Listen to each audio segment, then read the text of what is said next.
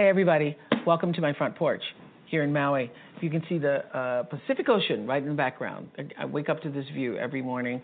I'm hoping you all are having a beautiful summer, as beautiful as you can imagine.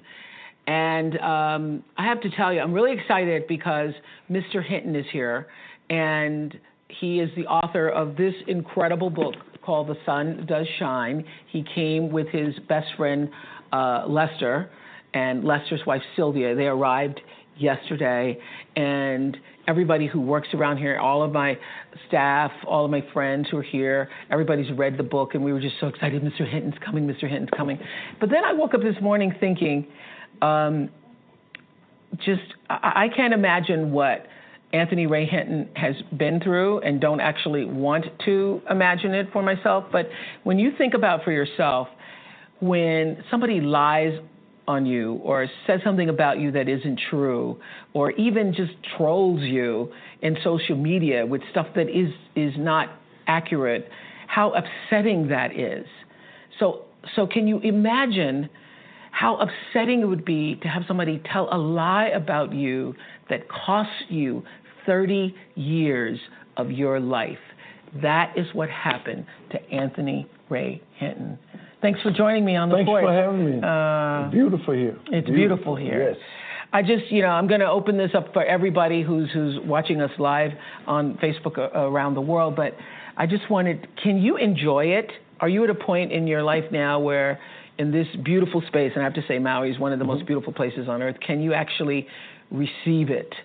I can at times. And I think like anything in life, you can enjoy a part of it, and then a part of it shut back down. My mind still goes back to death row, and 30 years is a long time. And if anything, you don't forget what you went through in 30 years, whether it was up and good, whether it was bad. And most of 30 years for me was bad, pure hell. I can't explain what it's like to live on a 5x7. But the most thing about it is you're there because someone lied on you, as you said earlier. Someone knew that they was lying on you, knew that they was perhaps going to get you convicted and sentenced to death. And it makes you wonder what type of people could do another human being like that. And the fact that you will never, ever,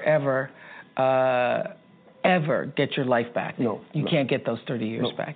So we're taking your questions. I have some already. Julie H. from Westbrook, Maine asks, how has this experience, given you were wrongly convicted, impacted your sense of trust in others, and how does this inform you moving forward? Well, to be honest with you, I was come up trusting people until they gave me a reason not to trust. And when this happened, and since I was on death row, I only trust two people, and that's Lester and Brian Stevenson. It's sad because Brian Stevenson, the lawyers that work diligently to prove my innocence. And it makes me really hurt inside that I no longer have that freedom to trust people. Because trust was something that I gave, and then here a few men came and just took it away. They didn't just take it away from me, they took it away from other people that I would love to trust. And you don't know who really have your best interests at heart. And you don't know what they're thinking. And so I just try my best to not think about. I let people say and do whatever they want. But when it comes down to decision, I always go to Mr. Stevenson. And I say, what is you think the best? Because at the end of the journey or anything, I don't want to have to go back to him and not say, well, why you didn't tell me this? There are comments that the camera is shaking. Keith, stop shaking the camera, could you please? Is that you? Huh? The camera's shaking. Keith is my photographer here. I don't have it. Sorry, y'all. Your hands look pretty steady to me, but I don't know what to tell you.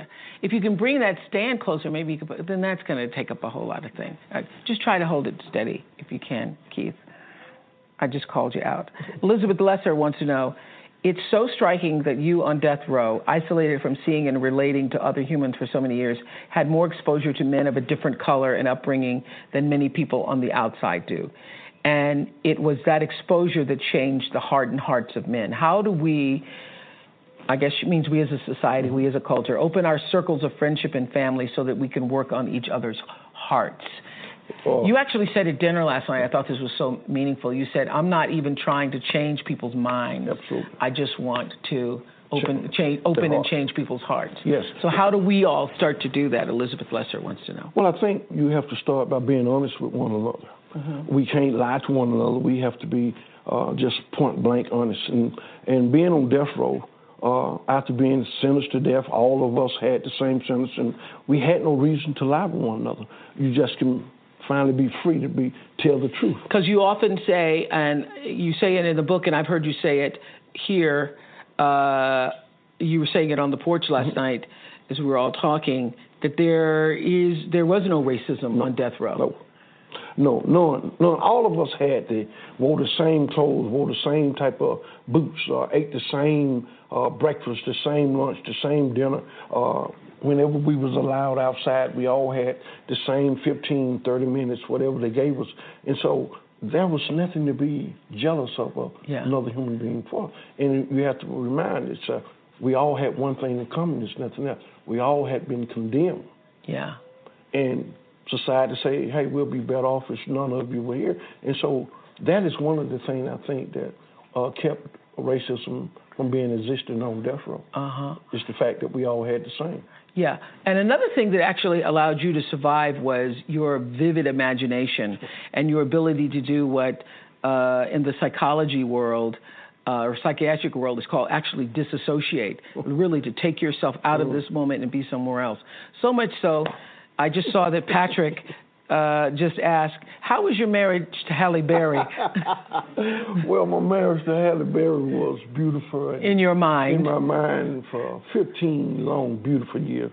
Halle Berry was, I have to say, the perfect wife. She always said, yes, dear, and okay, dear, and she was a force of support. Yeah. And I was just able to take my mind and just go wherever I wanted to go. Yeah. Somebody named, hi, Renisha Wilson, who asks, how has this elevated your faith? My faith, even more so today than it was then. Yeah.